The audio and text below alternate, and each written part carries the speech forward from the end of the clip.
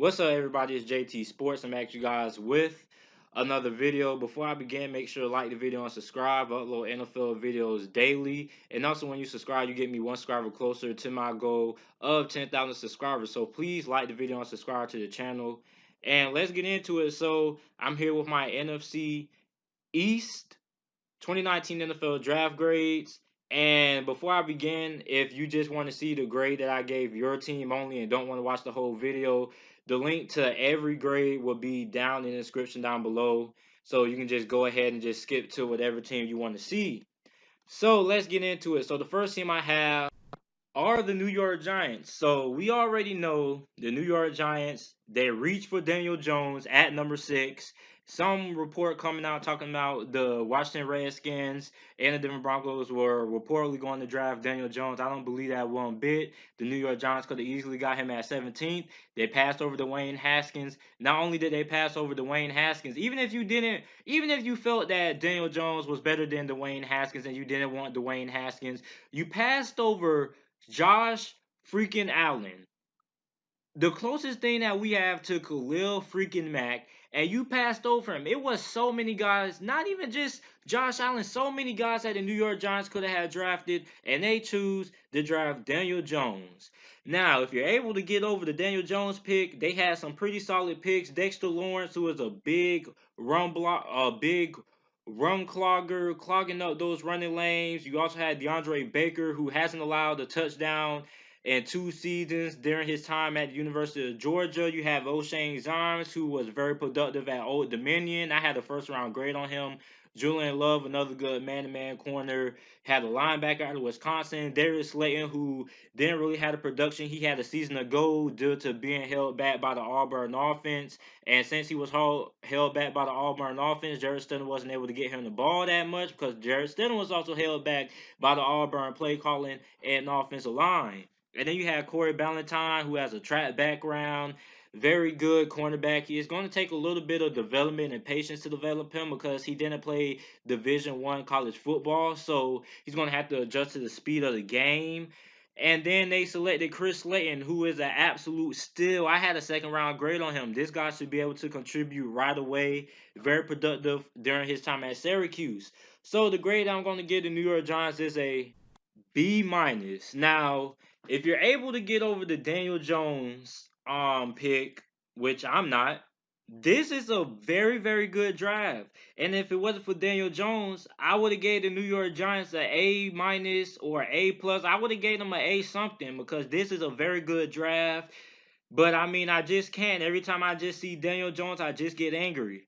So I'm just going to give him a B minus. But I consider myself being a little bit lenient because a lot of people are probably going to give the Giants a C plus or something like that. And this is not a bad draft. People are just looking at Daniel Jones and considering this a bad draft. It's not. It's a very good draft. You got Dexter Lawrence, DeAndre Baker, and Julian Love are two good man-to-man corners. One of my friends who's a New York Giants fan said that those were two good pickups because they're two corners that can play man-to-man coverage, and that's going to be a big part because the New York Giants are supposed to be blitzing a lot more this season, so they're going to need some corners that can cover man-to-man. So overall, if you can get over the Daniel Jones pick, very good draft. But since I can't get over it, I'm giving New York Giants a B minus.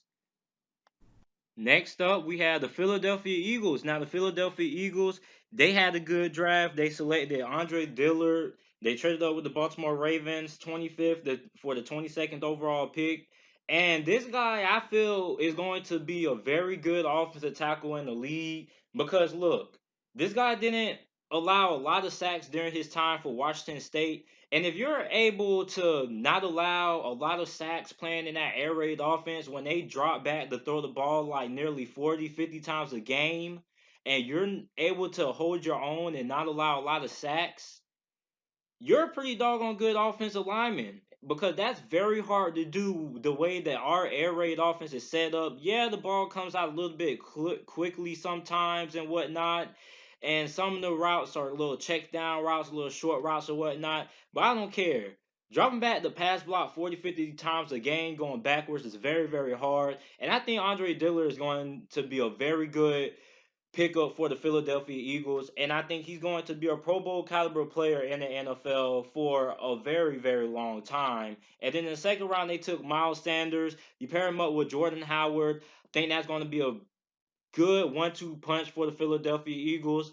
Then with their second round pick, they took wide receiver JJ Arcega-Whiteside, big body wide receiver who is very good in the red zone. And a lot of Philadelphia Eagles were ecstatic about this pickup, especially EDP. And if you know EDP, this man is seldom happy about anything that the Philadelphia Eagles do, especially when it comes to the NFL draft.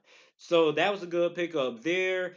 He reminds me a lot of Alshon Jeffrey, but the light skinned version. They got Sharif Miller, who is a pretty good edge rusher.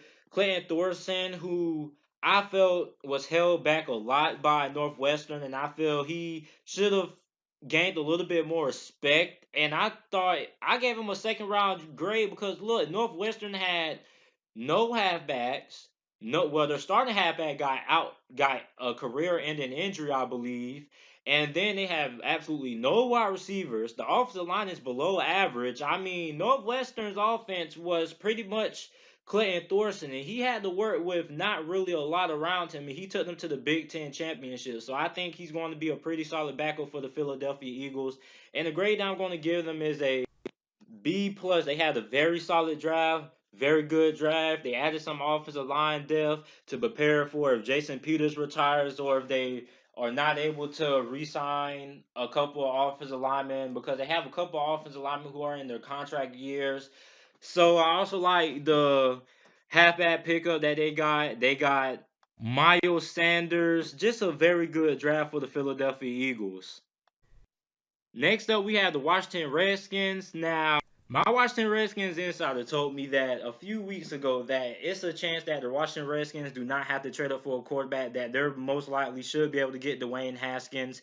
And at first, I considered him crazy. But the New York Giants ended up taking Daniel Jones. Washington Redskins fans were happy. Denver didn't take a quarterback. They ended up trading down with the Pittsburgh Steelers. And now they have their franchise quarterback, Dwayne Haskins, who was very good at Ohio State. This guy is going to be. My Washington Redskins insider said that he is going to be the day one starter. He expects him to be the starting quarterback day one. That video is going to be releasing. That gives you guys a reason to subscribe to the channel, you Redskins fans, so you guys don't miss that video. And they also selected Montez Sweat, Terry McLaurin, who my Washington Redskins insider was very high on, very good route runner, ran a 4.35 or a 4.37.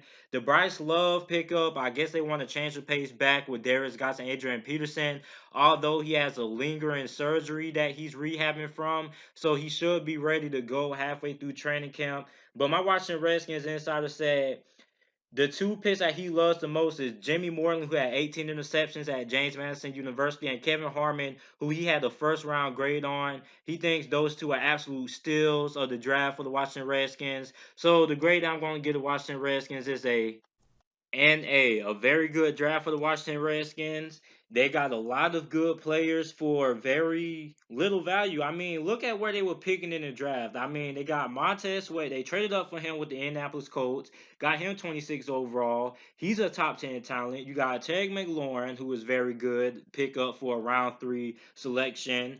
You got Ross Pierce backer, a center, which the Washington Redskins could use some more offensive line depth because for the past 2 seasons, the Washington Redskins offensive line always seems to get the injury bug. You got Kevin Harmon. You got Jimmy Moreland, Jordan Belfort, a bunch of good players that the Washington Redskins were able to pick up in the draft.